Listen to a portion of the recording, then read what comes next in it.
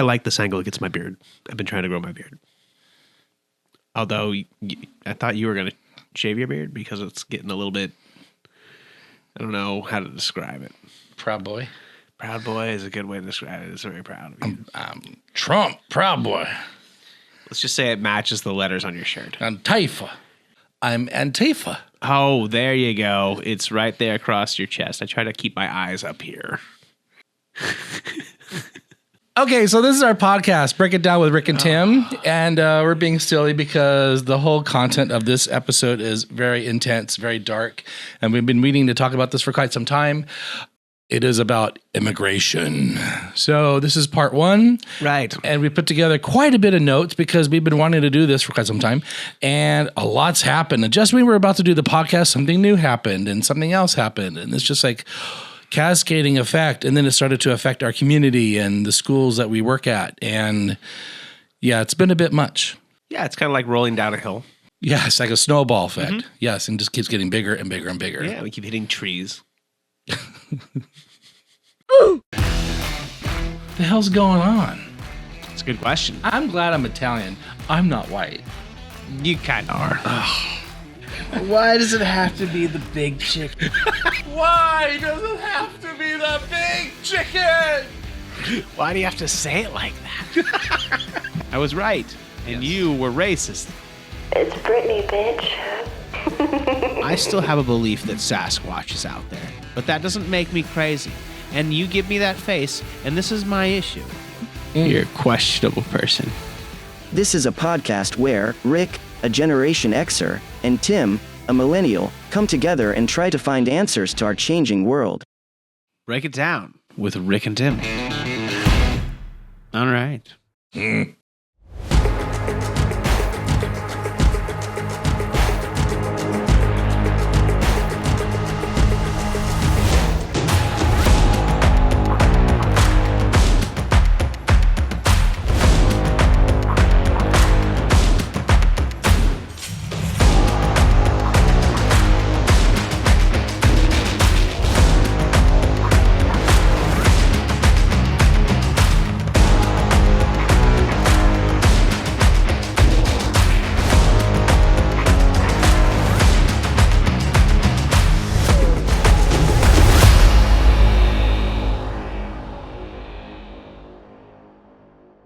Before we dive into today's immigration topic on our podcast, we're starting with a hard truth.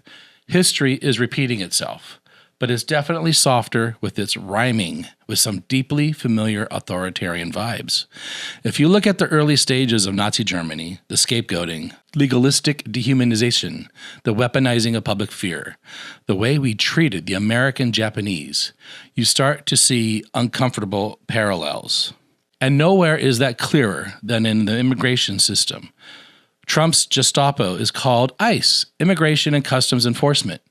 In July, the One Big Beautiful Bill Act gave ICE $75 billion in supplemental funding to be spent over 4 years. Ya me encerraron, ya me agarraron, bueno. What is he being pulled over for? What is he being pulled over for? Le van a quebrar el vidrio, te toca, Martín. Le van a quebrar el vidrio, Martín. There's a child! This made ICE the highest funded federal law enforcement agency, more than our military, more than what our schools are getting. The funding was broken down as follows. $45 billion for detention capacity with the goal of expanding the detention system to hold over 100,000 individuals at any given time. This was a significant increase to the agency's annual detention budget. And then there's the nearly $30 billion set aside for enforcement and deportation operations, which includes hiring 10,000 new deportation officers and other staff, increasing transportation assets, and funding programs that enable state and local officials to enforce federal immigration laws. So over the past few months, we have been taking notes on immigration, but things have been changing and things have been moving at a pace that we haven't necessarily seen in the past. And on this episode, we're going to look at what that was in the past, kind of the history of immigration and how we got to where we are today, And we're going to look at how it has changed and broadened from Trump's first term with Jeff Sessions and Stephen Miller as his second-hand man on immigration, and then how it's changed with Stephen Miller taking the reins and putting Tom Homan in charge as a immigration czar.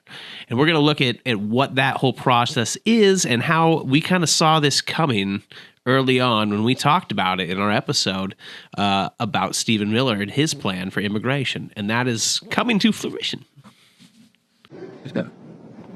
When I was a little boy in Poland, for no other reason but for being Jewish, I was hauled off by the Nazis. And for no other reason, I was picked up and separated from my family, who was exterminated in Auschwitz. And I am a survivor of Auschwitz and Dachau.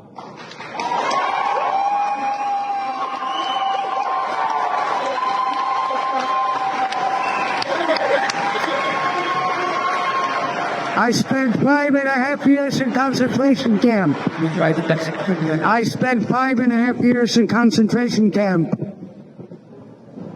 For one reason and one reason only. Because we picked on people. And you as the sheriff, who we elected as sheriff of this county.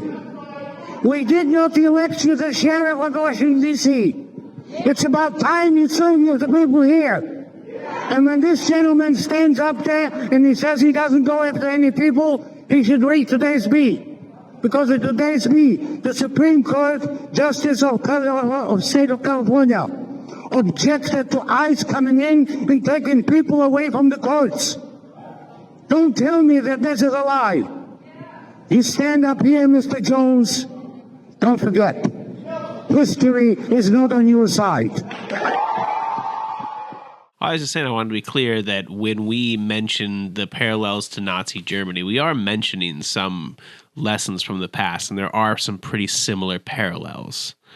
You can look and see how they treated their immigrants and all that stuff, and there are very similar parallels. But we have not yet reached that level, but we are setting ourselves up, it feels like, for that kind of level of terror. I would say we are more at the level of the internment camps of the Japanese right now. That's what it feels like we're getting close to. But in that case, like, we can examine how that was different. I think that's a more appropriate example because that's also our own history. There are people out there that think that comparing Nazi Germany to what's happening now is disrespectful, but at the same time, it's learning from the past and its history. And if we do draw those conclusions, we can see that it's kind of headed down that same road. Well, where it all starts is state-sponsored cruelty toward targeted groups, marginalized communities. Exactly. So Nazi Germany in 1933 to 1938, the regime used state authority to target the Jews, political dissidents, and refugees. Early policies focused on humiliation, fear, and deterrence through suffering, public cruelty, raids, beatings, public shaming.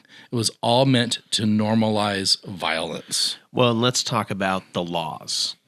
There were laws, and that's one of the crazy parts, the crazy parallels that you can draw today, because if we look back at Stephen Miller's plan, everything that he does has to be by the book and legal, right? And so technically, yes, some of the things are skirting that line, but on paper, if you look at it, they have the authority, they have the legality. Maybe Stephen Miller blows a gasket every now and then. And of course, now racial profiling is illegal. Thank you, Supreme Court. The Supreme Court has given federal agents the green light to stop and detain individuals based on where they work, the color of their skin, and for speaking Spanish. I'm Priscilla Lara, your neighborhood reporter, and while some are calling this decision a significant victory for the Trump administration, others are saying it's an attack on the community. And then there's no due diligence now, so you can be grabbed and you do not have the right to an attorney. Habeas corpus. So, the modern U.S. parallels, like Tim was just talking about, using suffering as a policy. ICE is being used as a way to terrorize neighborhoods, and it's like a Gestapo type of function. of intimidation. Well, and let's talk about what that looks like, because I can tell you exactly what it looks like because I've seen it, like firsthand. And what it is they'll roll up with like 3 vehicles and a bunch of dudes. They'll jump out and they'll look like they're an airsoft team because they're all decked out for, forest combat for some reason. And Tim's not just talking out of his ass. He actually has a video of it right here. Well, I didn't get my camera out in time, but I definitely saw it as I was driving up.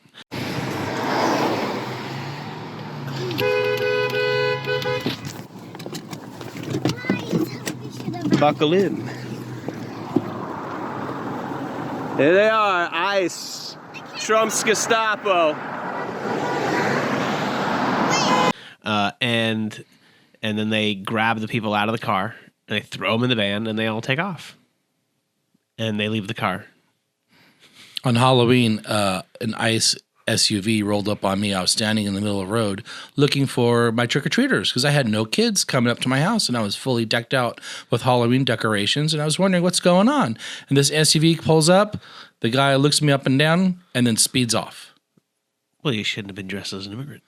Yeah, but it happened so quick. It was very fast. It shouldn't have been dressed as what? What? I said an immigrant. Oh, I didn't hear that part. Okay. Okay. That was inappropriate. You can leave now. You can leave. Get off the stage and leave. Detaining asylum seekers in dehumanizing conditions is normalizing cruelty toward a defined other.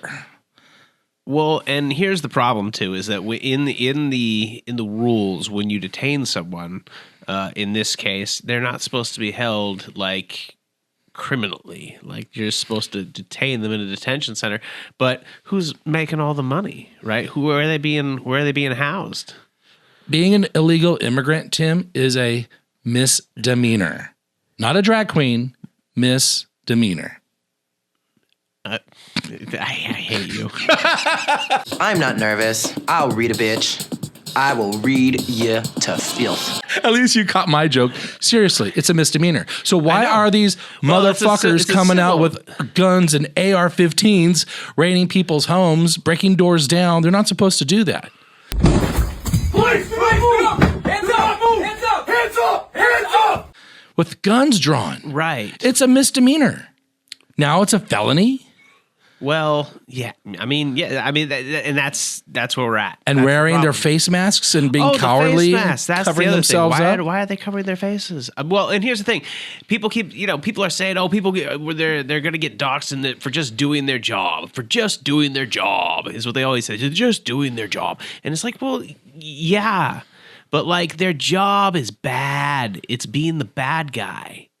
And if you're going to go in and terrorize a community and that's your job, I mean, there's probably going to be some repercussions. Yeah, absolutely. Because fuck your job. Your job is a shit job. It's a job that's designed. I mean, you're basically joining the dark side and you're becoming a stormtrooper. And you're like, why are people upset with me? I want to show you this clip. Okay. You will be caught. You will be removed. And you will never return. Video to a monitor shows the moment ICE agents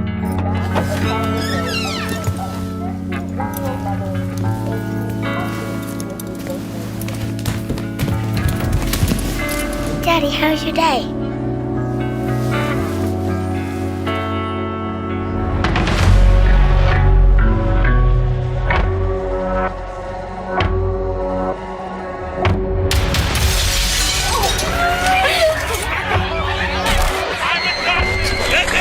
A mask can't hide you from your neighbors, your children, and God. They'll know. You can walk away before the shame follows you home. Daddy, how's your day?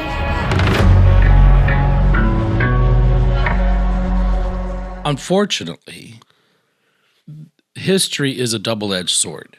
So those of us who are smart and know what history can teach us, there are those that take advantage of history and see what failed and what worked and could modify it to their benefit today. Of course. Hence, someone like creepy Stephen Miller. Sure. You have nothing. You are nothing. You are wickedness, you are jealousy, you are envy, you are hatred. You are nothing. So obviously, Night of Broken Glass that happened in Germany in 1938 wouldn't look good for Donald Trump right now. You know, burning churches and destroying, Hispanic and immigrant businesses, murdering these people on the streets, Well, I feel like we're a little ways away from that because before that moment, there was a restriction. First, you have to restrict. So how do they destroy those businesses? But we're starting to taste it by what happened in Chicago. A woman who crashed her car into an ICE vehicle. I don't know if it was intentional or accidental. Well, let's all look at that because they weren't sure if she crashed. Because you're using that and saying that she crashed I'm just saying, her car. and she was shot. She was shot 5 times. Well, let's go back and let's look at that because what happened was there was a collision, and here's the crazy part: is there was a cover up as well because the police officers the ICE agents drove that car back and got it repaired because they gotta hide the evidence. How many miles? Right? 1,000 miles, right? It's ridiculous. A stunning twist came out in court. The SUV that's at the center of this investigation was driven over 1,100 miles away, all the way to the state of Maine. And then, they bragged about it online. There's just evidence because it's sloppy is what it is. It's sloppy. It's dumb. When you look at those, scars on your body, what do you think about?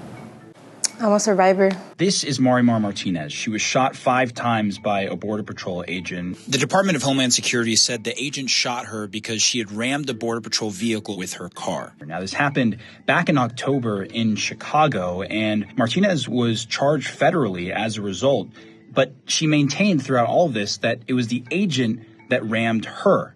I sat with her for an exclusive conversation, and here's some of what she told me.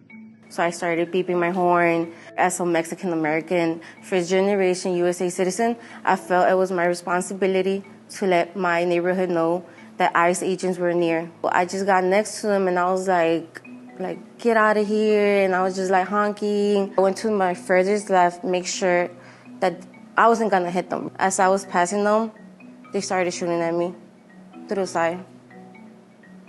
That's the other thing that frustrates me a little bit about this administration is that they're sloppy.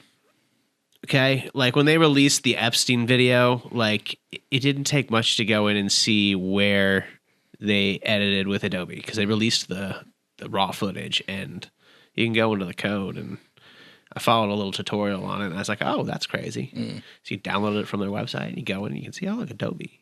Look, the video jumps just before 11:59 to midnight. There's 1 full minute missing. Attorney General Pam Bondi tried to explain the missing minute. Every night the video is reset, and every night should have the same minute missing. I spoke with forensic video expert Andrew Garrett. Do you think this is really the raw footage? No, not at all. We've got major problems with this video. They're just sloppy, and that's the thing, that whole process. And that's what I'm worried about is that they're going to get sloppier and they're going to get more brazen, right? So this lady who got shot 5 times better sue. Oh, I think she will. Her name was Marimar Martinez, and that agent that was bragging about shooting her on text messages saying, I fired 5 rounds and she had 7 holes. Yeah. Well, because again, let's back up and how are they so there has to be a way you morally make this okay to do. You have to make yourself believe. And so how are they doing this? How are they making themselves believe? Well, like I said before in one of our episodes, it's that WWE effect. Well, we know it's all fake. We know it's all gross and whatever. But at the same time, we're all having a good time and we're all playing along. So yeah, hell yeah, let's laugh about shooting a protester because that's where we're at. We got to make fun of it in order for it to be okay. Here's the update. While Marimar Martinez has not yet filed a lawsuit as of the latest reports, her attorney has strongly indicated that legal action will be pursued. Good for her. Well, yeah. Now, could you imagine if what happened in Austria and Nazi Germany with Night of Broken Glass in 1938, if people had cell phones and the internet and were able to document like we are now. Can you just imagine? It would be much different. And that is one of the big differences between then and now. And it feels like we are approaching that state because we have so much access to what's going on instantly. And it's just all in our faces all the time. It's frustrating. So before the death camps in Germany, there were foreign detention sites. Sound familiar? Setco? Yes. Yeah. And that's kind of where we were at, I feel like, we've been here before when we were doing that with the Japanese. But the Japanese were located here. That's what I'm saying. They weren't forced out of the country. No. But that's the crazy part, is that we are now a step beyond that than what we were with the Japanese. Now, granted, those Japanese were kept in terrible conditions. And the people, let's go and look at how we've been treating the immigrants right now. Terrible conditions. So it's the same history repeating itself, but now we're taking that step and saying we're going to put people outside of our country. Yeah, like Hilmar Abrego Garcia, who we'll talk about next episode. Sure, and there are others, and they're not going to the countries that they are from. That's the other crazy part. We're contracting with other countries in South America, in Africa, and we're contracting to send just random people there that we might not care where they... And we're ignoring cultural conflicts. Sure, all Venezuelans versus El Salvadorians. Right. Imagine just the abuse that they're getting. Oh, sure. It's probably, it's insane. But that's where we're at. I tried to bathe secretly and they saw me. They dragged me to the wall, the island, and started beating me. And one officer kept hitting me on the ears as if to disorient me. And then on the temple, right here, they beat me for nearly 2 hours. Every guard on duty would take turns hitting you. Even the prison director hit us many times. I couldn't see well out of one eye because of the beatings to the head. And then there's Alligator Alcatraz, which was created in Florida, where MAGA idiots were going and posing with the sign as if it's like the Las Vegas sign. Yeah. Look at me. How horrifying. No empathy. Because you have to make it grotesque and fun, right? Okay, so let's go back to like Afghanistan and the people who got in trouble for releasing all the pictures of the soldiers taking pictures of the detainees. Right? It's the same thing. They were torturing the detainees and they were doing it by having fun doing it, right? You got to take pictures and share it and remember the moment and how hilarious this was. Bullying is fun. Yeah, well, that's the vibe that you got to push out. Because in order to do the unthinkable, you have to, push each other to the edge. Who's going to do it? Who's going to go one step further? Who's going to shock these detainees' testicles? I don't know what they were doing there. It's grossness. And then there's Kristi Noem posing in front of all those detainees in El Salvador. That's exactly what I'm talking about. With her plastic surgery face. But that's what I'm talking about. That's exactly what I'm talking about, is they have to make it look like it is good.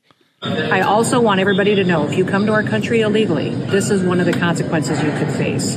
First of all, do not come to our country illegally. You will be removed and you will be prosecuted. But know that this facility is one of the tools in our toolkit that we will use if you commit crimes against the American people. Look at how much fun we're having. Look at how much fun we're having detaining these people. History will not be kind. And it's disgusting. It's awful. Since there's no due process anymore, you could be grabbed. No, that's not true. Due process. Well, okay, so let's back up. There is no due process being grabbed. You have no rights when you're grabbed. I have due process because you can clearly see that I am white. That's the problem. That's what the Supreme Court was all about, is you can no longer racially profile, because for a moment you lost your due process if you looked brown. But now it's across the board in grabbing people. Kinda. It is, because they're dealing with British people and Ukrainians, our neighbors across the street. That's right. So an update in my daughter being detained by ICE in San Diego whilst having her green card interview on Thursday, along with many others. I posted the news clip from the local news earlier. If you haven't seen that, that's on here. So You could be grabbed, Tim, and you could profess all day long that you're an American Italian and a teacher and blah, blah, blah, blah, blah. You got to have papers at this And then 4 days later, they release you in Louisiana. That's true. They and can do that. You don't have the money to get back home. I do have the money to get back home. But what if you didn't? You're. But I do. But not everybody. I'm saying I have privilege right now because of who I am. But not everybody does. No, I am not scared like some of the other people in my community are. And that is important to define. Because there are, for the people in my community right now that look brown, like I am scary to them because I am the same color as the bad people. And they don't know if on my weekday I go and work for ICE. And so I have to remind myself that when I go out there into the community is that I look like the bad guy. So do you. My God, look at you. The only thing that defines you right now is Antifa. Boy, what'd you say? Exactly. See what I mean? What? What he say? Now that's what he looks like on the outside. But then when he starts talking, then you understand why he's scared. But do you know what I'm saying? Yeah. So yes, I hear you. Due process is starting to fade away, but right now it's targeted. You don't have the right to an attorney. So out of that, I do have a right to an attorney. Not if you're brown. That's what I was just saying. $45 billion. But I am not. Out of that $45 billion. And that's important to understand. Out of that $45 billion, they don't have the money to get a person they wrongfully detained back home. That's wrong. Lawsuit. So time out. Because you have to look at what the end goal of this whole thing is. And let's go back to Jeff Sessions and let's start talking about the people, right? So the point of this whole program is to terrorize the community. And what's more terrifying than winding up in a state on the other side of the country with nothing? Good luck. Get home. Have fun. Hopefully your family can find you and get you home. Jeff Sessions. Here's a refresher for those of you that aren't familiar with who he is. In 2017, he was Donald Trump's, Attorney General. Attorney General, yeah. For just 1 year. I wonder why. Mm-hmm. And he declared that every single adult crossing the border illegally would be criminally prosecuted, no exceptions. In his exact words. If you are smuggling a child, then we will prosecute you. And that child may be separated from you as required by law. Right, and so let's look at what that means. What the intent of the law is to stop child trafficking. So if you are being trafficked and you are coming across and you're a minor and you're with some random person and you have no way of identifying that person, then they're going to separate you. Even if they're going to be like, well, we're delivering them to their parents. No, because if you don't know who this is, then that's probably trafficking. So that's the reason why we have that law. But now Jeff Sessions comes in and says, okay, well, if we look at the finite details of the law, we can say that anybody bringing a child, even if it is their kid or if they are a relative, anybody at all, we can separate them because they're smuggling the child in illegally. And so that's where that change came from. So it took an existing law that had a good intention and morphed it into something that they could use to twist the arm, basically, is kind of what he goes back and says, because I believe he does say the intent is to hurt. Like at some point. Mm-hmm. In a call with prosecutors after that speech he gave, he said, we need to take away children. So state-sponsored trauma, a stain on U.S. history. If they know, I believe that there was a quote from somebody in the administration, I believe it was probably him, that said, like, if they know that we're going to take their children, then they won't come. And that's the point. The end goal is to terrorize, right? Don't come to the border because we're going to rip your family apart. That's terrorism. Illegal entry into the United States is a crime. It should be. It must be. And I would cite you to the Apostle Paul and his clear and wise command in Romans 13 to obey the laws of the government because God has ordained the government for his purposes. And don't forget, Trump was also vilifying these people coming over here, calling them rapists and murderers. Oh, yeah. They're bringing drugs. They're bringing crime. They're rapists. Oh, yeah. Meanwhile, 5,500 children were separated from their families. Yeah. And how many now have yet to be reunited? I think like 1,000. 1,300 as of last year. That's crazy. It's a crazy number. The damage that man has done. Yeah. And I'm talking about Trump, not just Jeff Sessions. Just the horror. And then below Jeff Sessions, at that time, lurking in the shadows.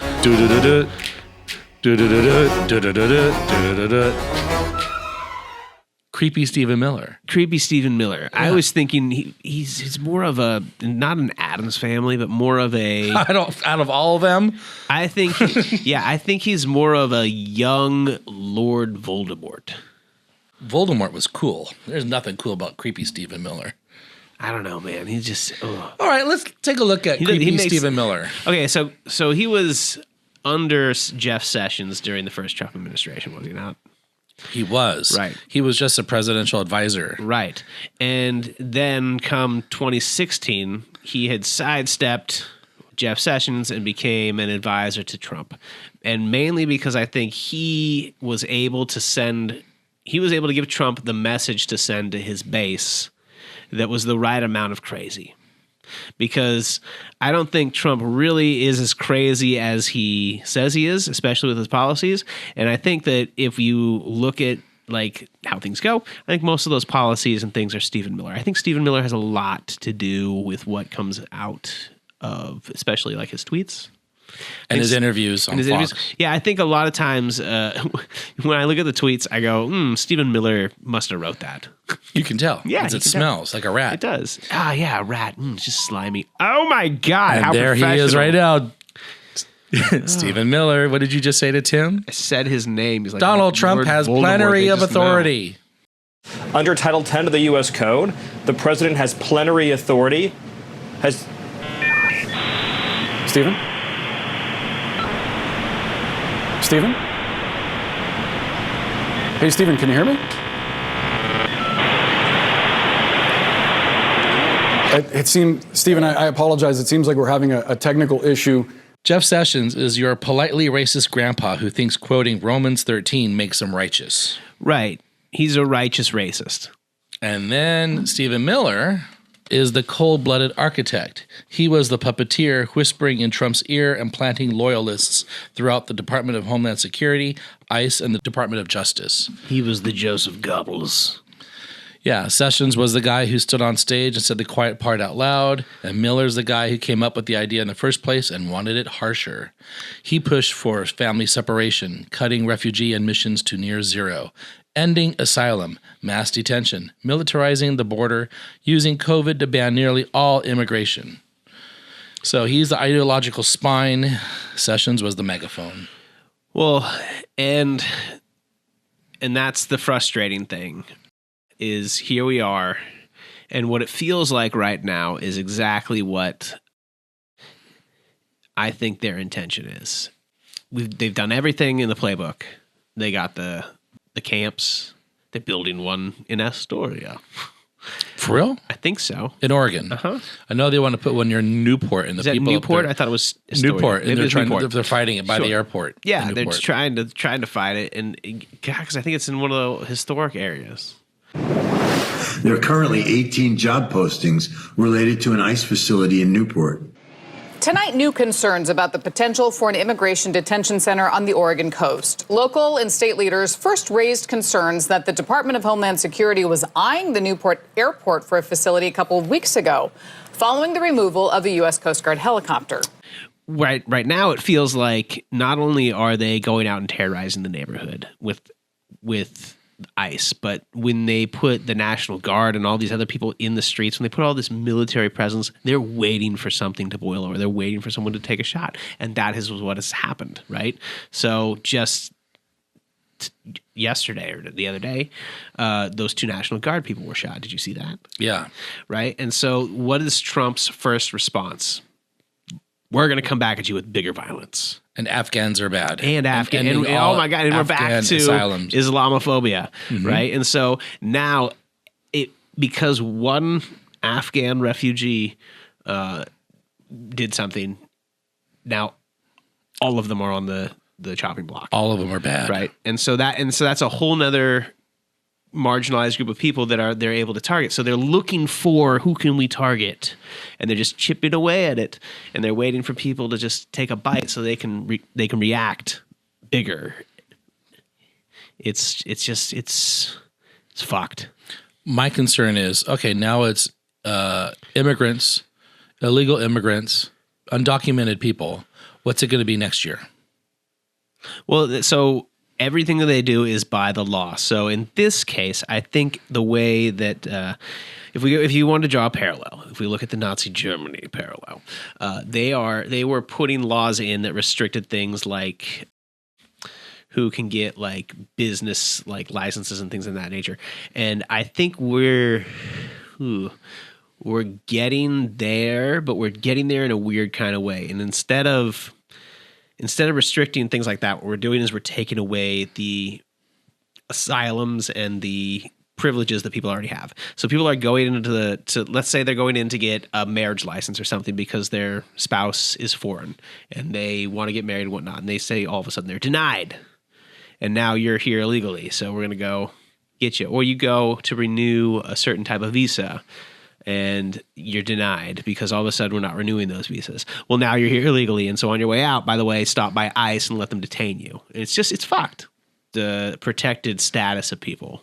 Well, they're undoing a lot of the stuff the Biden administration did. There's something I want to bring up regarding what Trump has said about Stephen Miller. Since we're talking about Mr. How they call him Weird Stephen? Weird Stephen? Weird Stephen? Creepy Stephen. Trump has humorously but pointedly commented that if it were up to Stephen Miller, there would be only 100 million people in this country, and they would all look like Mr. Miller. Yeah. Well, because America's too diverse. There's two different Americas. Well, there's a couple different Americas. But in their case, there's the Puritan America, right? We came to build, it was the freedom to build a country to our liking, right? And we want that to be a God-given country where it's centered around Christian values and all these things. And we spread Christianity from coast to coast, manifest destiny. Whereas there's another view of America where we all came here with the freedom to express ourselves in whatever way we want. And that means, allowing for all to come and everything be. And that's what I think the difference is. You got people who are like, imperialism is good and we want that. We want our Christian nation. That was the founding fathers' main idea, Christian, and I say that a lot, but it's really centered around that. So you got the white identitarians, as they're calling themselves. The white identitarians. Yep, that's one side. I just threw up in my mouth. And then they're building white-only communities. Yeah. In Arkansas. Are they? Yeah, only white heterosexual people can live there. Only white heterosexual people. Yes, they're trying to preserve their culture.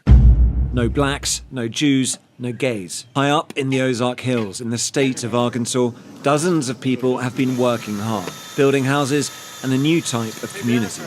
It's called Return to the Land, and it is a town open to white people only. They are millennials and Gen Z, and this is a new update of age-old prejudice. What we've done here is establish a place where we have control over who our neighbors are, and that is just for the sake of preserving, our culture. And that culture, effectively, we're saying this is a white culture, a whites-only place. White American culture. But what this sounds like is bringing back segregation. Is that a fair assessment? It's free association. So we're not trying to keep other people down. This is a small settlement in the middle of the Ozarks. But they are being kept out, even if... Well, you don't let everyone into your home. Around 40 people live here. Hundreds more from across the world have paid to be members.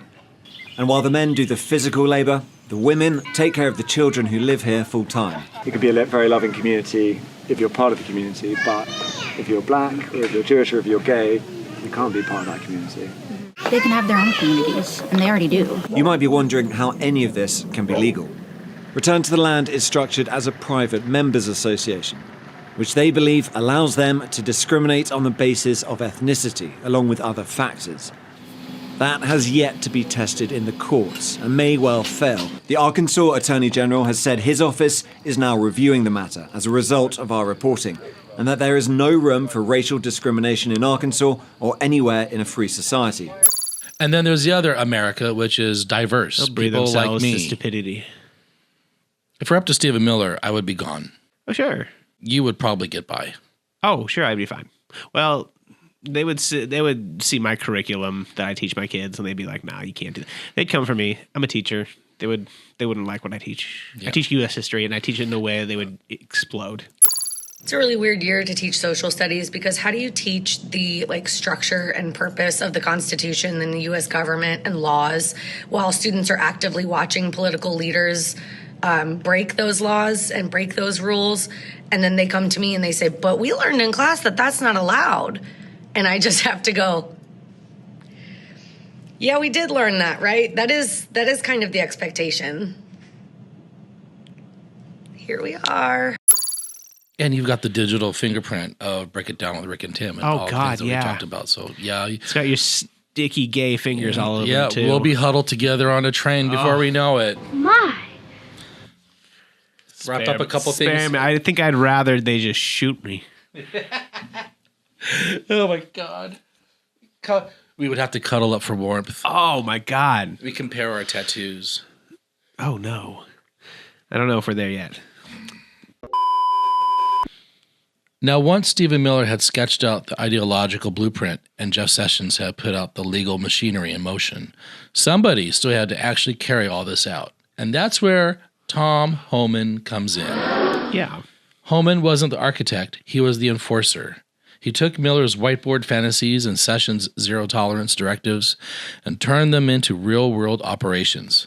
Family separations, workplace raids, skyrocketing detentions, and the normalization of fear in immigrant communities. If Stephen Miller designed the cruelty, Tom Homan made sure it hit the ground running. There was an interesting quote from Tom where he was asked about family separation. And he said, well, families can be deported together. Is there a way to carry out mass deportation without separating families? Of course there is. Families can be deported together. I remember that. And it's like, what? I mean, and that's funny because I remember before all this shit went down, when I showed my students the video that the news had made about the deportations. They showed all the dudes in the shackles and whatnot. And then I had the little top secret, what they don't want you to see. And I click on that and boom, it shows a bunch of families getting off the bus. A bunch of families, little kids, getting off of the buses and they sat onto the airplanes. Everybody's crying. You got the DHS people walking up and down the aisles. It's the same as the commercial for the bad hombres, but with kids. America. Fuck it. Tom worked for Barack Obama before he was working for Donald Trump. He had a leash. Fantastic. He had a collar and leash on that Barack had. Yeah, because if we go back, Barack Obama deported a lot of people. And what was his metric, right? Like if you are a convicted criminal, you go, right? But that was different than what we're seeing now. Yeah, there was human rights involved. Right, there was due process. Yes, and no racial profiling. No. And that's the other thing. Like when, in this case, if they knew where you were, they'd go get you. Or the other thing was they weren't going to show up at your job and take everybody else. Tom Homan has expressed frustration with the Obama-era policy, claiming that federal agents were told they could not enforce the law unless an individual met specific, narrow criteria. Donald Trump just gave him the free rein, just took that leash off that pit bull, and off he ran. Well, and even with those restrictions, Obama deported a lot of people. And that's fair if you do it that right way. Because if you do break the law, if you do have a criminal background, yeah, you shouldn't be here, I suppose. But also, let's look at the nature of it, right? Because if you are coming from a place where you had to commit crimes to survive, that's different, right? So there's survival crimes and there's crimes that are petty, right? Yep. So Trump is now the new dog owner when it comes to Tom Homan. And Tom has said this. I was going to say, I don't think Trump owns a dog. Yeah, Tom Homan's his dog. I get that. Here's what Tom said. That garbage is over with, and they will run the biggest deportation operation this country's ever seen. Yeah, that's what they're doing. It's crazy, and it's happening. It's weird because the last time I got this funky feeling of this ominous, like, dread, where the world's just kind of falling apart was COVID, right? I remember going out, and all of a sudden, it was no longer something that's not around my neighborhood, and all of a sudden, people are dying. Just kind of creeps up on you. And all of a sudden we see ICE. Okay, so in a nutshell, Jeff Sessions was all about legal justification. Creepy Stephen Miller was all about ideological blueprint. And Tom Homan was the enforcer, the person who operationalized cruelty on the ground. Yeah. Takes 3 to tango, apparently. Yeah, well, and now Jeff Sessions is not part of the picture, so he's really irrelevant. But he was instrumental in the first Trump administration, and that's when we wound up with all these kids in cages, and we spent a lot of time trying to repair that. And now that he's gone, you have Stephen Miller, who's unhinged in writing the playbook for all this deportation stuff, and then you've got Tom Homan, who's like, yeah, I'll do that as long as it's within the bounds of the law. We can do it, and give us all the power you can, and we will interpret it to mean that we can have as much power as we want, and we're just going to just do it. We're just going to do it. So it's crazy. It's nuts. And in that clip that I showed you a while back of Stephen Miller on that stage, if you watch a little bit further, the old guys, the old white guys with the fat guts, they mention like the idea is great, Stephen, and we need people that are going to be able to actually execute it. And I think there are people on this stage that might be able to do that. So he's right. Like, we can all have these ideas, but how do we get someone that's going to execute it? And that person is Tom Homan at this point. And Kristi Noem. And that's the other thing that's fucked up. We didn't talk about Kristi Noem, but in a nutshell, Kristi Noem. I mean, look at her. Look at her. So let's just review her audition for Trump. So we need someone who's going to do really dirty things that people are going to hate you for. And so her response is, I shot a puppy. Oh, God. I shot a puppy. Fucking dog killer. I hate her. I hate her. I shot a puppy. And the Trump administration went, that's our gal.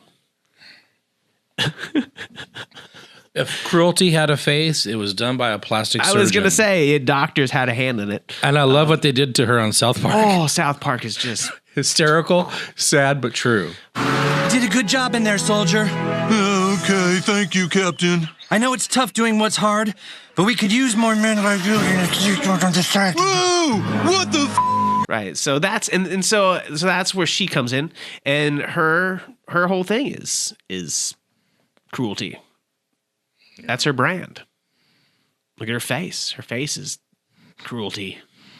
Oh, it's okay to say that because she did it to herself, and she was very pretty. I can't wait for the Nuremberg 2.0 trials that will happen. Might not be next year. Might not be for 10 years. I don't know if we're there, but hopefully, well, we're going to see what happens in this next election. I think as long as we're able, because look what happened in Texas. Their map was struck down by the Supreme Court. No, I still think there's not going to be a presidential election. I think there will be. Okay, to be continued on that subject 3 years from now. Okay. But regarding Night of Broken Glass that happened in Germany, Kristallnacht, as it's said in German, we're not there yet, no, like you said. But we're closer than any of us should be concerned with right now.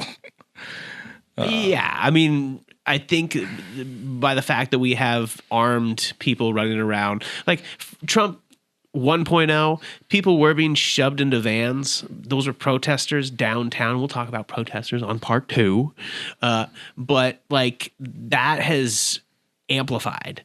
Now people are being shoved, and we know what people are being targeted this time. And it's the crazy part is the concealment and the lack of due process. And I mean, the whole point, again, is terrorism. And there's been other groups in the past, maybe not state-sponsored per se, but definitely sponsored by somebody that had the same goal to terrorize. Let's go back to, like, the KKK, right? Mm-hmm. Cover their faces. Why? Because we don't want people to see us just doing our job.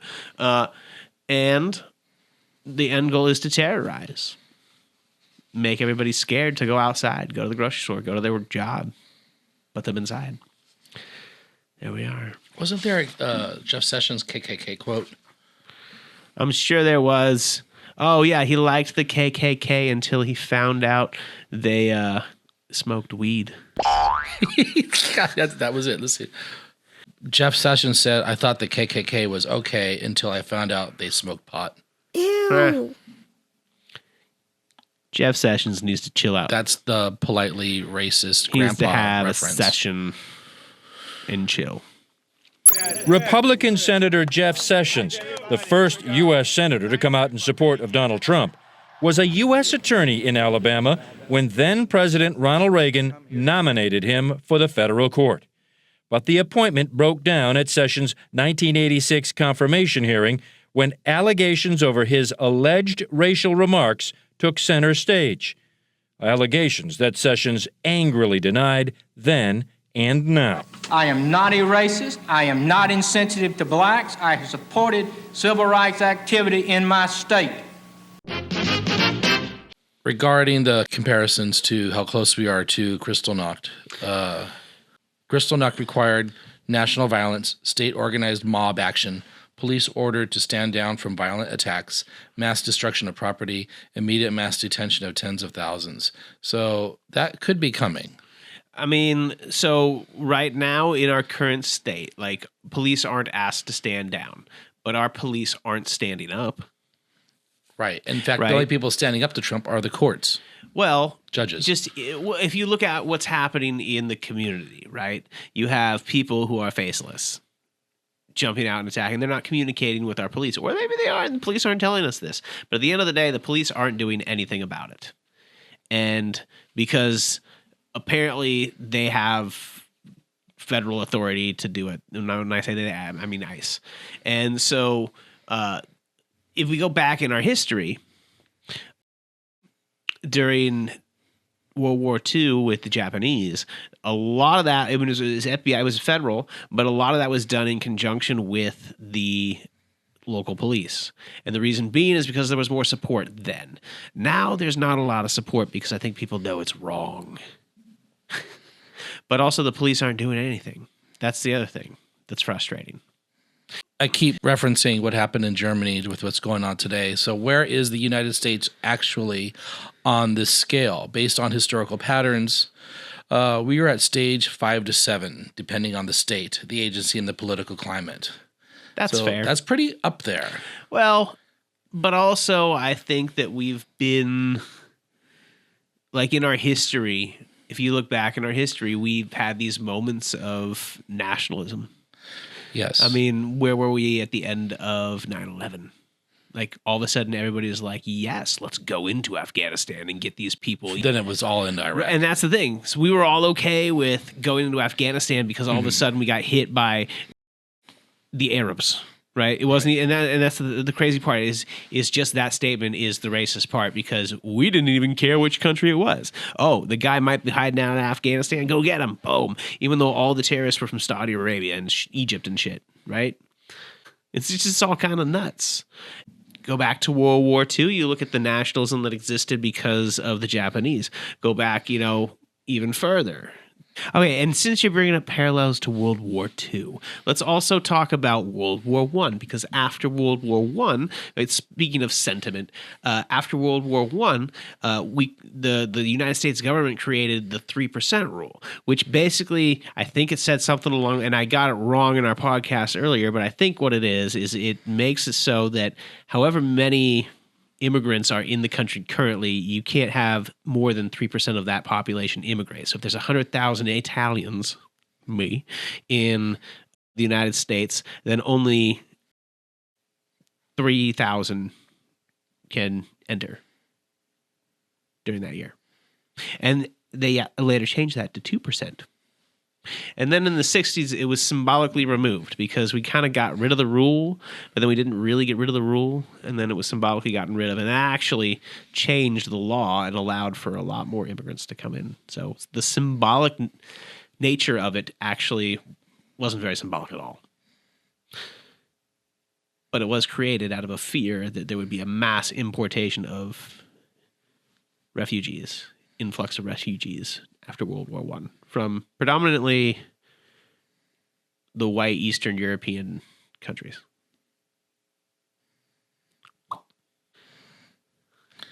So, according to ChatGPT, could Night of Broken Glass happen here?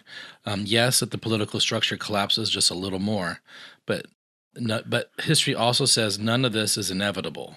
It also says that we're not in the plunge yet. The water isn't boiling, but it is heating up. Yeah, but like again, we simmer. Yeah. The reason why we are getting so amped up about it is because it hasn't gotten this bad really in our lifetime. And so this is kind of our turn to see how we handle fascism.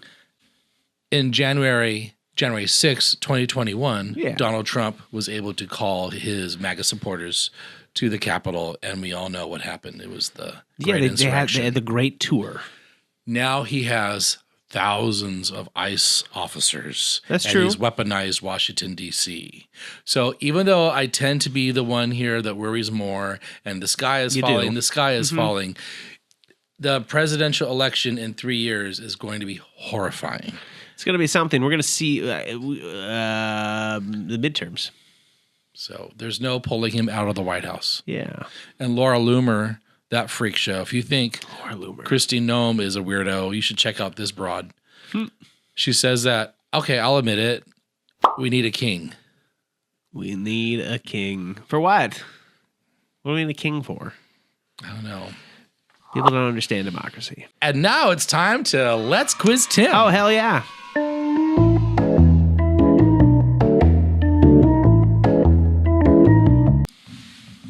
I gotta put on my reading glasses. Tim.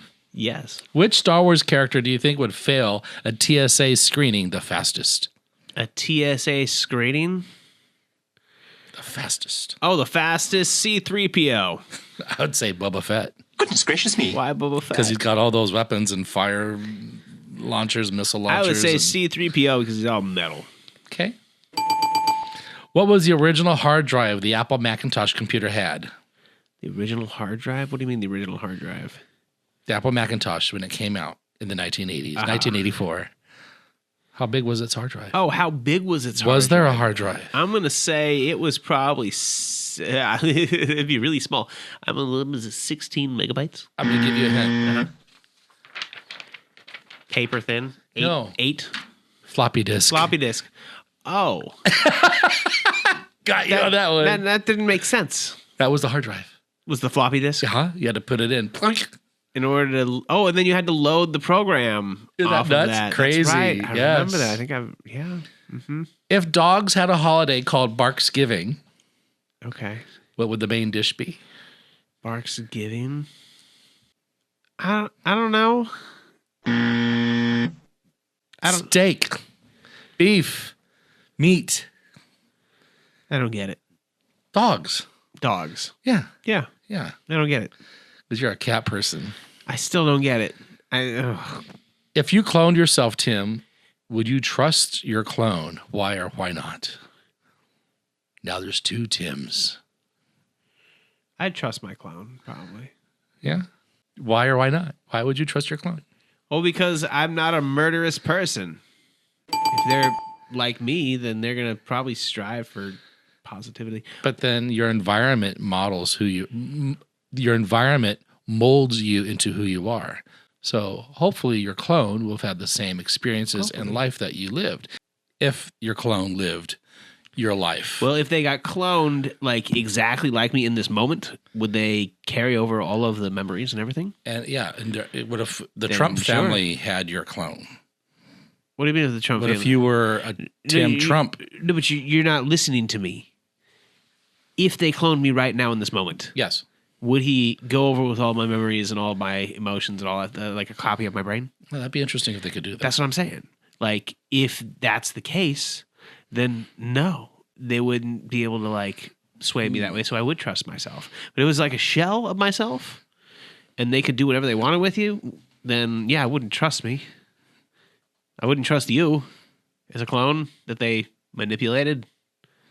Hell no. Just imagine the damage we could do. Oh yeah, they replace us. What was that? There was a movie about that where they replace people. When Windows 95 came out, what was the recommended hard drive size? The recommended hard drive size was. I'm gonna stick to my guns and go with 16. Now I'm gonna go with. We'll see here. How much is it that we're doing right now? 256 megabytes. 100 megabytes to 1 gigabyte. Okay, so I was in the realm.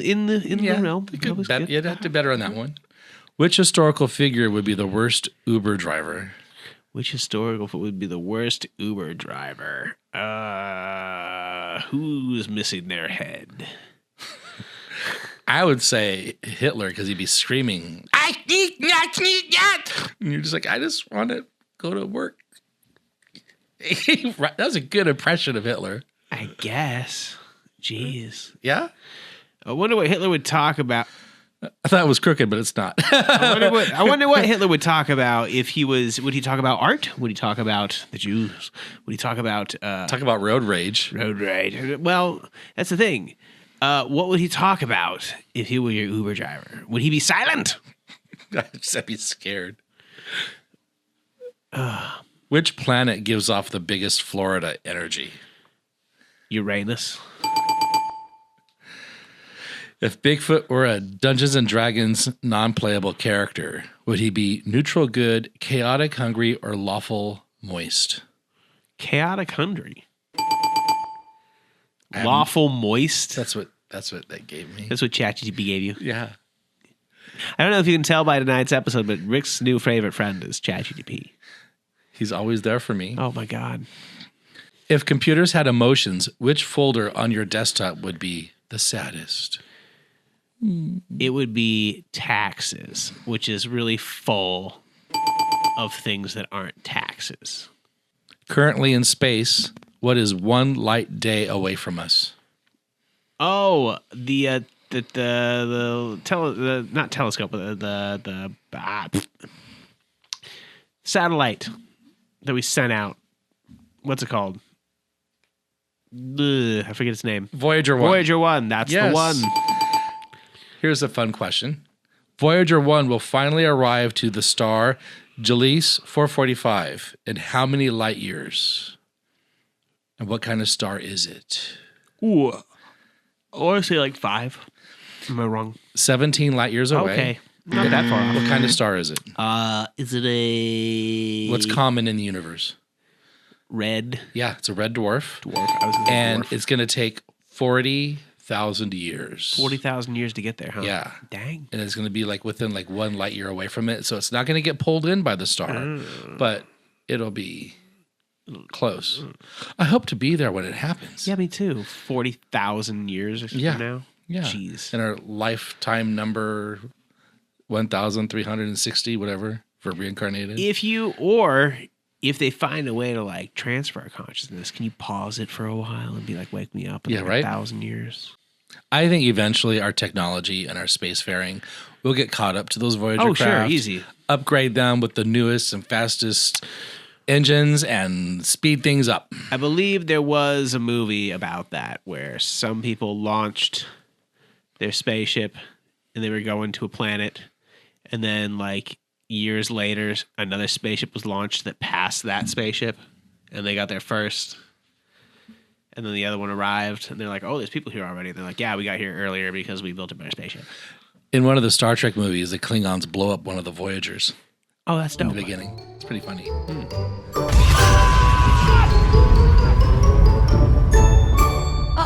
Oh, there has been a movement to bring back the word retarded. Now, that might not trigger you initially, but then it's a slippery slope. I was talking with somebody the other day, and they were like, I want to bring back gay, calling things gay. Well, that's okay. Is it? If it's gay. No, but like using it as been like, God, that's so gay. Using the word gay as in something that's bad. Yeah, that. That has never changed. People still do it. People still do it. To this but day, yeah. Should it be right? No. Should you? Right. No. But that's a word that some people want to bring back. They want to bring back a list of words. And so where is the line to What stop? other list of words do you want to say, Tim? I don't want to say them. Say it. I don't want to hear them. What do you call me when you're talking to your wife? That what across the street? That what said this today? The other one came up, and if you must know, it is the word fag. Now, I didn't say the whole thing because it's like, because here's the conversation. Do you know what a faggot is? Let's back up a second because I didn't say faggot. What is a faggot? What is the technical description? I don't know. That's the thing. A fag is a fag is a cigarette. Right? Yes, exactly. So, but can we be going around calling things fag? You're such a fag. It depends on your location. How many fags have you had, Tim? I've had 0 fags, you fag. Now tell me which that one was bad. Tell me which one is wrong. And that's the problem because the people want to bring back the use of it in a derogatory way. Everything is so black and white with your generation and Generation Z.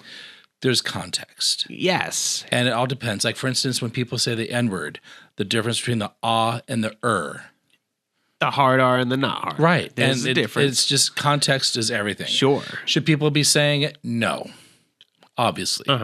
You know, but words are things, and they eventually get into you, and they're harmful. Yeah. And that's the thing. Like, if the word is designed to be, I got an itch in my ear. If the word is designed to be harmful, right? Then why? Well, and why normalize it? Why say it's okay? One of my students in the past 3 years was very comfortable using the N-word. And I said to the student, how many people have died hearing that as the last thing they're called on this planet out of hate? Not using it as the version, but the hard followed by suffering, pain, and death. That's true. And that puts it all in perspective. And that same goes by someone calling someone like Matthew Shepard when he was being beaten to death and left to die in, I believe it was Colorado in 1998. I might be wrong. A faggot, you know, for example. I remember that. Harvey Milk being assassinated, San Francisco's very first gay politician being shot to death. I'm sure he wasn't being told to have a nice day. No. So words like that have deeper resonances with our past and who we are today. Right. And it's all about choice. You have to choose who you... For instance, Oprah Winfrey does not like to use the N-word. Out of respect to those who've come before and the price that they paid to rid themselves of being relegated to that word, I just don't use it. You know, but other people do. Ms. Pat, comedian, every other word. You know, comedy, comedians use words like this all the time. Context. Right. You know, I'm just waiting for Donald Trump to come right out and say the N-word on camera. It's coming. You think so? Oh, of course. He slips up. When he gets angry, yes. I'm not sure that's going to happen. But I think you're right. I think there's a lot of context involved. But I also think there's a lot of talk around normalizing the speech in terms of allowing it to be hateful. Right. So when we talk about bringing back the R word, right, what's the point of that word? Right, is to tell someone that they aren't mentally capable. It is a harm word. And to see people just like on the news, like saying, let's bring back retarded. It's just like, oh. Well, the Black Eyed Peas made that song, Let's Get Retarded. Right. In here. Oh, we all love that one. Context is everything. We can't say midget anymore. It's little people. Yeah. You know, you could say dwarf because dwarf is an actual technical term. Sure. But so there's a whole list of words that people shouldn't do. If you're in a professional setting, there's do's and don'ts. Would you be saying these words in an interview? No, you wouldn't. No. You know, so that's what it comes down to. Depends on what job you're going for. But I have to say, I do enjoy calling my straight friends like Tim a fag every now and again because it's so offsetting and it's funny because look where it's coming from. Me. That's right. And then my black friends will call me the N-word. It's funny. It is just context. Yeah. You have never met Alicia. It's true. My students called me that all the time. Soft R, whatever they call it. You know, but that word is not. Dude, you're in school. And that word isn't ours to say. Sure. Context is everything, and hopefully Generation Z will understand that since your generation has failed to grasp the gray area. I blame you. It's your fault. Generation X never had this problem. I'm going to go ahead and say that I successfully triggered rigor. Rigor. All right, guys, so that's where we're going to pause for now, because part 2 takes us out of the history books and drops us straight into the present.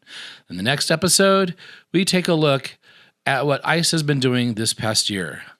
The state-sponsored chaos erupting in democratic cities, the unconstitutional deployment of U.S. military forces into blue states, the No Kings protest, the Chicago street conflicts, and yes, the dancing frogs moment that somehow managed to unite us as a people against this regime. Somehow. But we're not stopping at policy. We're going into the human stories, the ones that expose exactly what happens when a government decides the rules don't apply to them. We'll talk about Carlos Guerra Leon, the 18-year-old who should have been protected by SIJS, Special Immigration Juvenile Status, and deferred action, yet was detained anyway as ICE openly defied a federal judge. We'll look at Christian Jimenez, the 17-year-old U.S. citizen pulled out of school during lunch and treated like a criminal. We'll talk about Diana Santillana Galeno, the Chicago daycare teacher who was pulled from her class, her workplace, in front of her children, her students. And we'll end with the case that ties everything, all these red flags together. Kilmar Albrego Garcia, the man ICE labeled as a gang member with zero evidence, the man who became the poster child for wrongful detention, bogus allegations, and federal agents simply ignoring court orders. That's part 2, the part where the consequences aren't theoretical anymore. They're here, they're happening, and they're happening to real people. Stay with us. So part 2 is going to be talking about stories of people and what's happening now. Yeah. And we can share some of our own stories. It would be kind of cool because we've had them. Right? That's the thing. We can talk about these other stories, but like how have they hit close to home for a lot of us? Yeah. It's crazy. And our neighbors are opening up and sharing their stories of fear and their loved ones who've been kidnapped. Right. So you can follow us on Twitter/X, whatever you want to call it. What's your handle? My handle is @TimBreaksItDown. And mine is Rictor_Riolo. I'm also on Threads and on Blue Sky. Tim is barely functional when it comes to social media. You can find him on X/Twitter. I'm not functional on X/Twitter either. I But you're function a little bit maybe on our YouTube channel. Yeah. We hope to see you next time unless one of us gets detained. Again, it's probably going to be me. It's going to be you because it's not going to be me. Because again, I want to state that like I'm not worried about being detained right now. And that sucks. Sucks for everybody who's not me. Sad. They're going after the people that pick the vegetables, and then they're going to come after the people that are fruits. Right. Well, and you can look back in going back to our immigration history. When World War II happened, and you can edit this into there wherever you want, but World War II happened in Oregon. We had an influx of immigrants because we needed people to man our farms. And when we brought in a bunch of Hispanic people, we made laws that said that they couldn't own land and things like that. So we've always been this. It's just we haven't really enforced like this level of craziness. This is crazy. In part 2, we can talk about this in capitalism, how we've created this cheap U.S. labor force that we're now penalizing. And it's weird because what we did was we took all that, and we can talk about this in the podcast. But these are good notes. But like, we started to fix that because in Oregon, for example, like we didn't have the overtime for our migrant workers. They had to work and didn't get paid overtime, and so we changed it so that they had to get overtime because. And I'd ask my students this. A lot of them are brown. Is raise your hand if you are willing to work an 80-hour work week and not get paid overtime. Nobody rose their hand. And Trump wants to get rid of overtime. Yeah. So that'll be an interesting day. I say we get rid of him. We'll see what happens. All right, and that concludes our episode. First half, part one on immigration, the current state of immigration and just the world. And hopefully we won't have to do one about invading Venezuela anytime soon. Oh, God. Well, there has been one little bit. We can talk about tariffs in our economy. We can talk about beef prices. There has been one little nugget of good news. What's the good news? The Supreme Court, shockingly, did not strike down marriage equality. Yeah, we did see that. And you believe it's because they're waiting for a higher caliber bullet. Instead of one woman's vendetta, they want something that's a little more believable. Yeah. We'll see. Since I think the sky is falling. Yeah, it could be. I'm a Debbie Downer. And I'm a methamphetamine. All right, that's good. Oh. South Park is known for its edgy humor, and in its latest episode, they've targeted a satirical eye on Homeland Security Secretary Kristi Noem. Now the Trump cabinet member known as Ice Barbie is hitting back, denouncing South Park as, quote, lazy and petty. Fag.